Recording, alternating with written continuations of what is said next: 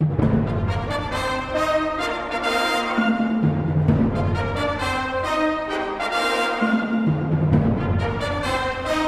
everybody, and welcome back to Rugby Wrap Up. I'm Matt McCarthy at Studio 34 at the Fantasy Sports Networks, and we have a dandy for you in our kickoff show. We have some heavyweights from the rugby world, including Mr. Lou Stanfill, the three-time Rugby World Cup Eagle.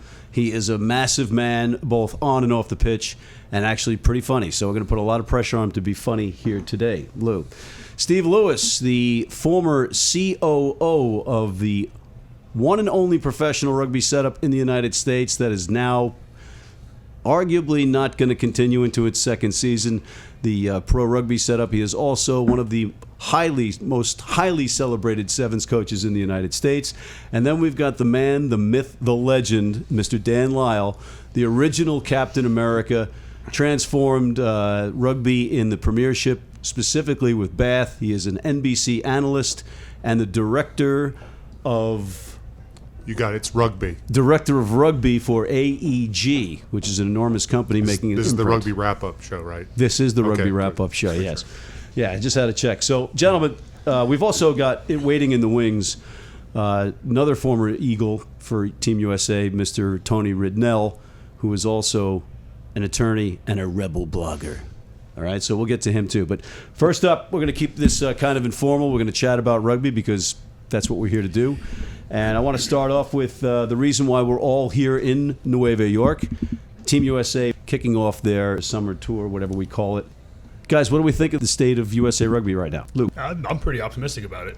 The level of turnover we've had from domestic players being completely amateur and not really having all that many resources, from about 4 years ago to the point where we're at now has been pretty commendable. A lot of young guys are getting themselves into good programs that are giving them the resources at least to train like professionals, right? Whereas before, maybe we had half the guys that were domestic playing on the Eagles that had that opportunity. So it's a pretty good opportunity for the Eagles to take on a full Ireland international side that is they're missing a few players because of the Lions tour, and it's a great opportunity for us, just like in I want to say it was 2013. Yeah, 13, yeah. And a very similar situation. And you were in that was a great match down in Houston or Houston, depending on where you're from. And that was was that 15-13 something? Yeah, it was a pretty close game. Yeah. Steve, you handled a lot of the Team USA players in the pro rugby setup. What was that like, getting those guys to transition from only playing club rugby into a professional atmosphere? Yeah, well, I think it was one of the benefits of pro rugby was that some of these guys were able to enjoy or be exposed to daily training environments, which they hadn't before. I think many of them struggled, many of them prospered, and actually quite a few of those guys have come through now and are performing pretty well with the national team. So I think from that perspective, it was a success because it introduced, say, 150 American players who hitherto had not got up every day and done rugby, and they were able to do that. So that hopefully will be, we'll see the results of that hopefully in the next couple of years. Dan, you've been around the longest. You've played the highest level for an Eagle, really, for the longest period of time, and you came at a time when there was nothing going on, really, so to speak, in the United States. You had to make your name in England. What's the biggest thing that's changed for you watching the transition of the level of competition? Yeah, look, it's probably a good question because we're in this bar, right? Well, we're in this great studio, which is fantastic. Congratulations and thanks for having us here. But we're in this bar. I think it's a forever barroom conversation, guys, right? Where do we have the athletes? Are we training enough? What do we look like compared against big international sides? I mean, this Ireland side beat England and beat New Zealand in the last couple. They're number 3 in the world because for that very reason. Yeah, and as Lou said, they've got a few guys out, and but we've lost to them the last 2 times, actually, that was in 13 and in 09 when the Lions tours were going on, that we did the same thing. So we've got our challenge up against you. I think back when the 70s and 80s, when we knew that we had some really good athletes, guys were crossing over from football, then we kind of had that period of time where we didn't know. And now are we back at that place where do we have a training environment and athletes playing and involved? Do we have the athletes? Do we have the rugby IQ? You know, perfectly honest, I don't know. I think that that's the biggest issue for American rugby right now, is to do one of those really comprehensive high performance audits and really put in front of the American public, like everybody, every coach, every person that's listening to this, every person that watches on television, what do we look like? What do we look like against the 5 teams above us and below us? What do we look like, athletically, metrically? How fast does Lou run, jump, and all that kind of stuff? But what do we look like rugby Lou IQ is lightning fast. Yeah, I know he's not playing anymore. But Lou was. He played in 3 World Cups. Known for his speed. You didn't play in any, so that you know of. Yeah. Well, not those kind of World Cups. In that regard, we don't know. We don't know. If you're going to make this about something else, we can go there, Matt. But I thought this was a serious conversation. You're right. Go ahead. Continue. The long and short of it is that if we don't have an audit where every person in America, and even in people from abroad, understand what we look like, so people can go, okay, look, we just don't have enough props that can run as fast as the props ahead of them, or they just don't have enough scrums under their belt, then we need to figure that out. And that's the missing gap for every coach in America to decide whether his or her program, this is men and women, 7s and 15s, right? And once we have that data, I think that we can say, where does rugby sit in America comparative to other people? That's the first thing I would do, is a comprehensive high-performance audit and stop the barroom stool conversation of, do we have the best athletes or not playing the game? I completely agree with Dan. Like, there needs to be an audit of our athletes, the level of IQ that they have, the level of understanding of the game, the level of understanding of what their team is trying to do. I mean, these things are all time on the job, right? Exactly. They need the experience to know what it is they're going into each situation doing. I've recently made that transition from player into coach, and I coach high school rugby boys, and I see a majority of the teams that we play that were the same teams I used to play against in high school doing the same things. And I think that audit needs to kind of cover more ground than just the players. I think it needs to cover a little bit more in the coaching, and it needs to cover a little bit more in depth about a little bit more honesty. What are you trying to do? How are we trying to do it? How can we help improve? I think what you and I were starting to talk about in the banter is, I agree with you, and Steve could probably jump into this as a more significant coach. That's not something I did afterwards and so forth. I think the high performance audit is a tool, right, to then go into the two primary things that American rugby could use that tool for. One is program building. Right? How do you make a better program that's on and off the field? And coach development, right? Because coaches are, in essence, just like in America, we invented the word coach, right? The coacher in baseball. Mm-hmm. I mean, we kind of know that word, but the coach all of a sudden is like the GM and everything. He controls a lot of things. And so we need to kind of Americanize the dialogue between programs, versus clubs in America. Yeah. I love clubs, and we should think that word out, but what's a program? What's a club? What's coach development look like? And the high performance audit, I think, because it tells us what we look like, then we're able to use that data and instruct our coaches about what they need to do. It's a good point. And Steve, you have the academy side too. Yeah, and so with the Northeast Academy, for instance, and other sort of ODAs, Olympic Development Academies like Tiger, Atavus, other people like that, there's this assumption it's all about player development, but coaching development is about player development. If we don't have the coaches, those players don't develop. So it has been neglected. USA Rugby, despite the best efforts of some at the national office, the coaching development pathway hasn't been there. And so that is one very big quick fix to get that, to get a program, get it as part of a program, get that on track. Well, I remember my former teammate and then coach, Tom Billups, when he left the USA Rugby in 2006. The conversation back then was, if not Tom, then who, right? And now we're facing that same situation right now with John Mitchell leaving, right? So forth. And it's like, if not John, then who? So because we don't have an established, this is the first division, and this is the next level, or we don't have I don't think it's a panacea job of you just get to come in and coach the national team. You got to do a lot more than that. No one can. We talked about it on the way over here, on the walk over here, Matt. It's like, you don't really, there's not like a 10 guys that come to your mind that are Americans, and I don't mean Americans by way of accent, I just mean people that are going to live here, are going to live here for a long time, but from a sense that those are the natural 10, you know? And I think you could say that again, men and women, 7s and 15s. Right. But a significant part of the new head coach's remit should be coach development. So it's coaching the team, the national team. It's evangelizing the game, getting out there, spreading the word, being the face of the program. But one of the biggest parts is helping other coaches develop.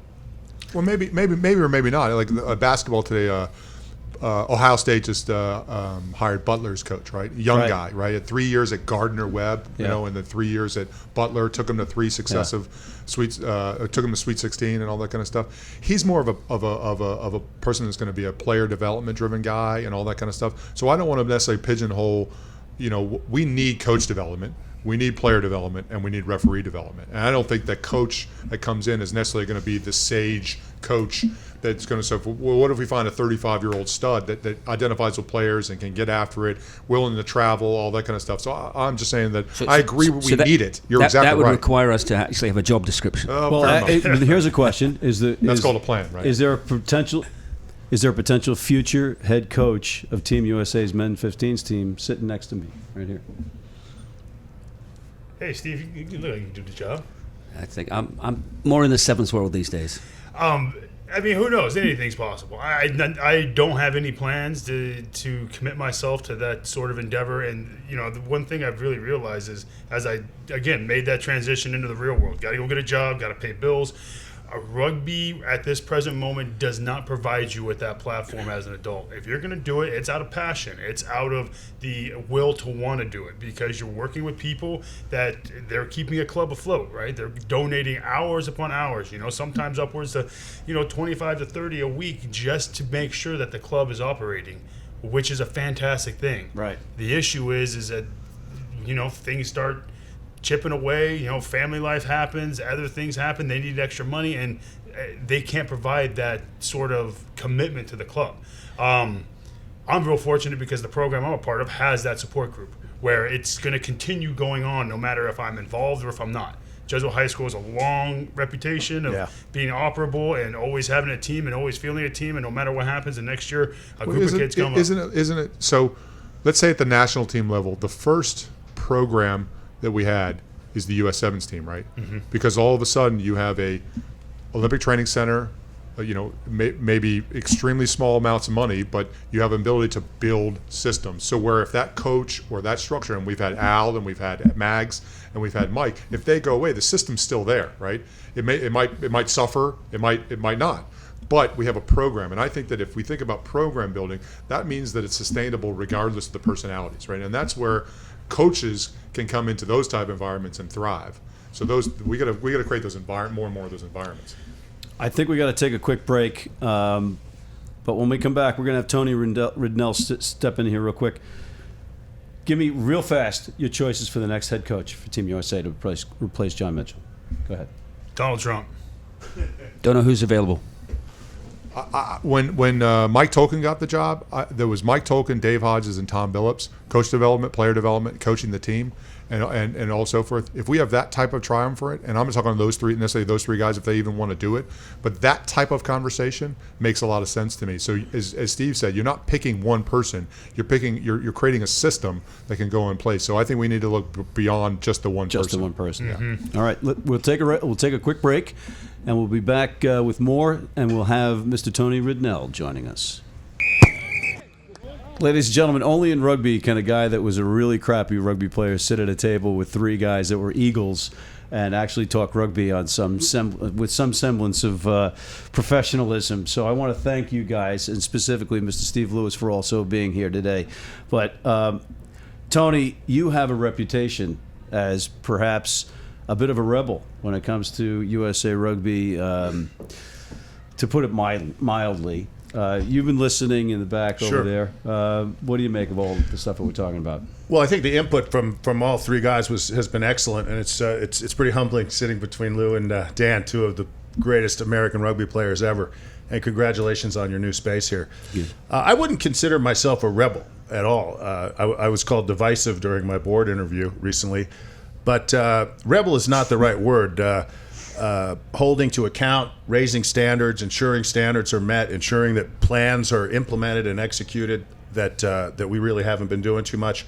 I don't consider that being a rebel. I consider that being a rugby patriot to the United States. A rugby patriot. Interesting. You were also talking about metrics and accountability for that. So how does that mesh? And what do we do to what can we build in there like immediately to help these guys? Because it's more of a help than it is. You want to know how you're doing. And I remember when the Navy SEALs came into rugby camp during the World Cup, and they were talking about are you measuring just your basic things like. They're talking to the scrum heads. Are you measuring where your box kicks are landing? Are you measuring where you're placing the ball? And they were like, well, no, not really, right? Mm-hmm. So that's like any successful organization. It's about creating standards and goals, measuring, making sure you're meeting those goals, and that's on and off the field. I think you have to. You might have to get a little closer, Dan. Yeah. Well, I think you have to. Sport is a business as much as anything else. It's a pretty fragile business, right? There's a lot of fragility because athletes come and go, and so the only thing that's going to be left is your plan, and so you've got to run it like a business. And you're going to have an infrastructure. USA Rugby has historically been really bad at that. We haven't created a business environment, as well as a plan that goes against a strategic direction. So I think that's something that not only the USA Rugby has to do, but when people say, "Are you growing the game in America?" I'm like, well, it's not one market. It's 12 to 16 markets at best. It's an enormous country. It's an enormous country, and so you've got to have each of those markets, and those markets pretty much pick themselves, and the coast and a few internally that pick themselves by way of rugby density, by way of athletes, by way of facilities, infrastructure, kids playing the game. They pick themselves, and once you pick those, then you got to get that a localized group of people actually developing the game as well, and creating a business platform for it as well. So USA Rugby needs to do a better job of saying, hey, we believe that the business of the game is X, Y, and Z. We believe that this is what we own, and this is what we're going to try to monopolize by way of commoditizing things. This is what we want to go partner, and this is kind of our kerosene bucket where we want to spread it like wildfire, right? And then try to duplicate or give those tools to those same 12 to 16 markets, and it's a bit of a chessboard. Not everybody will, and it becomes concentric circles from there. Certainly that feels like the right thing, and I think that takes people from inside and outside the game. I think for too long we've been too it's about American rugby expertise, right? Versus there's a lot of people, and I've become aware of this through working with NBC, through working with AAG, through working with a lot of partners. A lot of people out there that want to be involved in rugby. They're just not a really good front door, right? Yeah. It's kind of like, hey, there's people knocking on the side door, and hey, we're not here to. To break in, we're here to help clean the house. So speaking of breaking in, I mean, we broke in with our first ever pro rugby setup last year. It looks like it's not going to happen necessarily the sophomore season, as we said earlier. What about the MLR? What about other setups? The reality of the MLR, the Pro 12 coming in. What do you guys think of that? It's going to be a pretty big effort. Steve, he'll know better than anyone else, having worked inside what was going on with pro rugby. This is so much responsibility to have to take on to one person. Like Dan's saying, that decentralized leadership has to happen, where the idea, or rather the central ethos, has to be carried out from the top organization to each individual club. And personally, I feel that's where pro kind of came up short. And maybe MLR can do it. I don't know. I don't know too many of these people who are involved. It sounds like they all want to get it done, but whether or not they have the tools, whether or not they have the support, and whether or not they have the culture that is already kind of created out of the very beginning of this, is yet to be seen. I'm always optimistic. Anytime someone comes up and says, I got a bunch of money, I want to throw it at rugby, right? Everyone wants to see them do well. The problem is that it takes so much more than that, and it takes a whole lot more individuals to really be involved to kind of help make that succeed. Tony, what's your take on the MLR? Well, I do know a few of the people. Ken Rivera at Utah, Richard Osborne at Austin, the guys up in Glendale, Adrian and David in Seattle. And they've done a pretty good job. I mean, they've really worked hard off the ball, off the field, visualizing what it's going to look like. They've limited the number of clubs. There are other clubs that I know are looking to join but haven't met sort of the requirements that'll be necessary, either financially or in the stands. So I'm pretty excited about it. I think the the major downfall of pro rugby last year was the failure of community outreach. You know, it was amazing that they got the product on the field on time, and that's a real tribute to Steve. But I think the community outreach, which is really what rugby's all about, you know, the ability for me to maybe go to Bath and call up someone that knows Dan and to be able to stay at their house. Yeah. I mean, that's what rugby's about, and we've got that community, and I think that's where they really missed out. That I believe MLR, if they go right, it could get off the ground. I'm pretty excited about it. I really am. I'll support it 100%. Yeah, $30 a ticket, that won't work. Yeah, That's not going to fly in the beginning. No way. We got a minute. We have a minute left, Dan.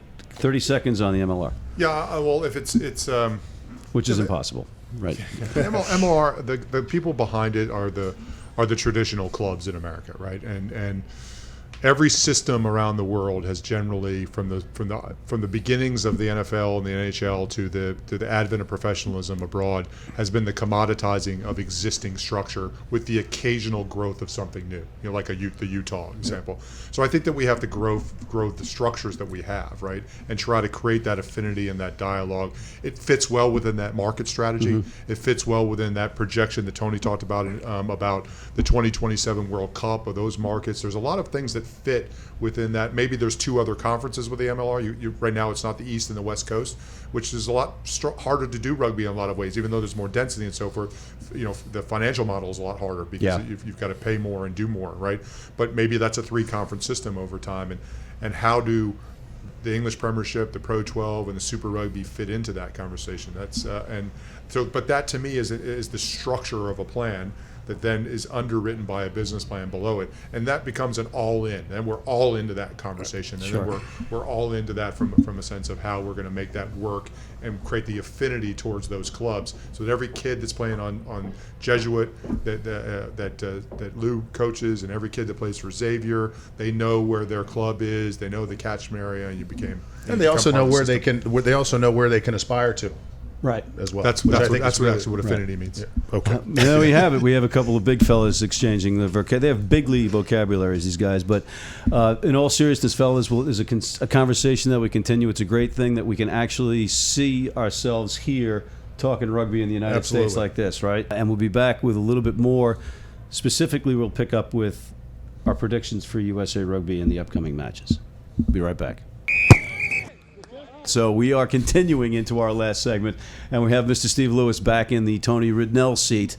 Gentlemen, let's talk about specifics with USA Rugby in this summer, June international, whatever you want to call it, tour, summer tours. We have a big match against Ireland. Let's go first off with predictions on the Ireland match. Lou. I'm an optimist, so obviously I'm going to say the boys are going to come out. They're going to play well. Some of the conversations I've had with some of the older veterans on the team says that they've had a good camp. They've been put in the same positions we've been put in before, but the guys that are involved are ready to go, and that they're ready to go bash head. So I say USA by 3. The Scotsman. As a fellow Celt, I have to go with the Irish. I think it's a vulnerable Irish team in the sense that it's relatively inexperienced, 10 guys, 10 of the team with less than 10 caps, whatever it might be. However, that may not work to our advantage because these are guys who are playing for a reputation. Yeah. They want that green jersey. So to underestimate them or to look at the Irish team as weak because they're missing 12 with the Lions, be a mistake. I am hoping our guys get it done. I think the longer they stay in the game, the better it could be. It's going to be 86 tomorrow. It's going to be hot. This is an opportunity for them to knock off a Tier 1 team, and why not do it here in New York or New Jersey? But Ireland by 15. 15. 15. 1-5. 1-5. 1-5. As the only American that has beaten Ireland. Oh, snap! When was that? That was for the Barbarians in the in the Give It to Jonas tour. You know, so that was we give it so. I did the sideline for the All Black Ireland game, and we, in the prediction of that game, it was the All Blacks were going to win that game. But right at the end of it, the Lee Diffie, who does a lot of is in your chair, said, the Aussie. What do you think? And I said, well, so I didn't say that Ireland couldn't win, but here's the things they need to do, and so we've got to play 14 out of 10. in order to win this game, and that's what Ireland needed to do that game. So the level of control that gets us late into that game in the heat, the level of, I think that AJ McGinty, and his foot, and I thought that maybe, that would be a significant factor. This is a game that if he stands out, and I don't know if whether him or Ben Seamer are going to kick for points either, but we've got to really control the possession of the ball.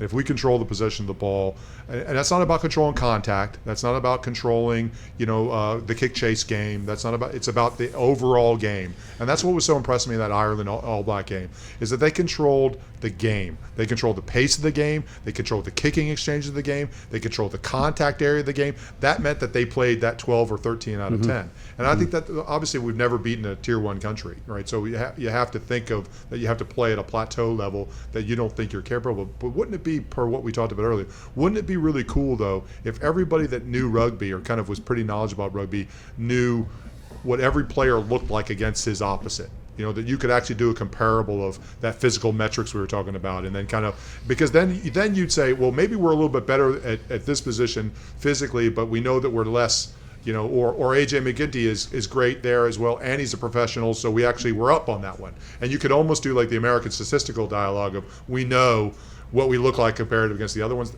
I think that's when we get to that level, then all of us will be a lot more gifted in our ability to say what is Make and what the isn't. predictions. This is going to be a tough day. Control is the key for me. Yeah. Hey, but Mitch's game is all about tempo, right? So all their thing is about practicing with intensity and then play with intensity. So the longer the US team can do that, they can start to make this a little uncomfortable for the Irish, hopefully, between an Irish team that's not played together, an Irish team that's away from home. It's the start of their summer. Let me ask you a question as a coach, though. Against every Tier 1 or every big club we played under Mitchell, Maori All Blacks and things like that, we've played the single line attack. We looked with maybe some width to our game, but it didn't really. But against the ARC, all of a sudden we got two lines attack, people passing behindwards, and it's like, are we just expending too much energy up front and we can't get to that, or does he have two different? I was confused when I'm watching those two different dynamics. Well, you also had different. The opponents were right, but that's what I'm different. asking. I'm asking. I think you've seen a development. There's been a transition. There's been an improvement. And again, AR6, a lower level of quality, perhaps. But so, what will we see tomorrow? Will they be able to successfully translate that against Tier 1 opposition, against full-time professionals? So that's going to be the test. Here's one thing that I did notice. Last time you saw AJ around, but McGinty, he was a kid that was getting the start, number 10, the last time we were together really for the World Cup and everything else. You see him now. He's the same guy. He's loose, but he looks and exudes confidence of a professional. That's just the take I got from him. 15 minutes talking to him out at Drew University at Eagles camp, and that. He's actually beaten Sexton head-to-head for Connacht against Leinster, right? So that's another thing that he's got under his belt. He could be the X factor here. Yeah. There's a couple of key matchups, right? McGinty, Carberry's one of them. Carberry's like the golden boy of Irish rugby coming through, so that's significant. I also think front row is going to be very telling. I think if we can survive there, or we can compete there, survive, then that will help. That has typically been a vulnerability in American teams over the last 4 or 5 years. I think we've seen a significant improvement. I'm interfering again. Why isn't Joe playing? Why isn't he playing? Why isn't he starting? You mean? Yeah. Well, I think if you read between the lines, tomorrow is a fantastic occasion, but tomorrow is not what this summer is about. This summer is about beating Canada home and away. So you have absences. Cam Dolan's not there. Todd Clever's not there. Blaine Scully's not there. Blaine's out for the summer. But they're in the squad, but they're not playing tomorrow. Right. So perhaps Mitch is holding a couple of people back for the later games, which are the important games.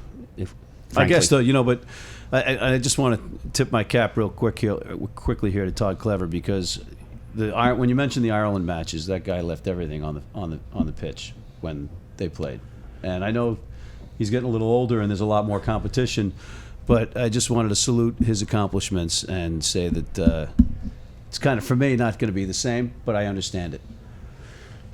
It's the evolution. I mean, you want Todd out there because he brings an energy that everyone else he feeds off of, but he can't play forever. Right. And so you need to be able to have guys pick up that pick up that slack and someone else to fill that role, or for a couple people to fill that role. And I think it's a good opportunity for the team. It's not all roses, right? What we have to talk about here is, like, I think This Is American Rugby, or somebody did a quote with John Mitchell about, how are you addressing that you're departing into the game? Because you're exactly right, Steve. This is about the two final games of the summer, or the two Canada games and so forth. I don't think any of us know, because we don't have that. This is the standard American press now. It's the blog conversation, right? We don't have that entrenched journalist that's there asking that question over and over again of what's going on here. So we're left to speculate. And I don't think it's wrong to say that you're resting people, but you and I, we could debate all till we're blue in the face. Would I rest those guys now? I'd get four games in a row of really tough. It's kind of funny because Canada are resting the majority of their team versus Georgia.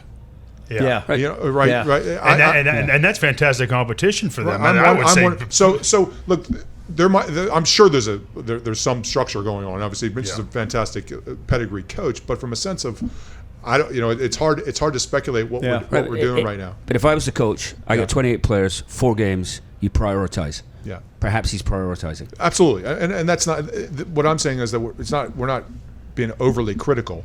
It's just that it's hard to read where we are when we're coming into a summer where we played the ARC, and this is almost like a completely different dialogue, because of that. 2 levels up. Absolutely.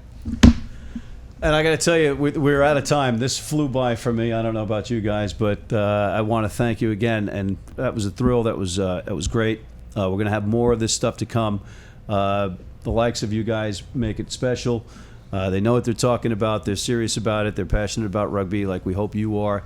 And I'm going to predict that the Eagles beat Ireland by 6 points tomorrow in an epic upset in the heat in my backyard in New Jersey. Newark and Harrison, how you doing? For Matt, for Dan Lyle, Steve Lewis, Lou Stanfill, Tony Ridnell, I'm Matt McCarthy for Rugby Wrap Up at Studio 34 for Fantasy Sports Network here in New York City, signing off.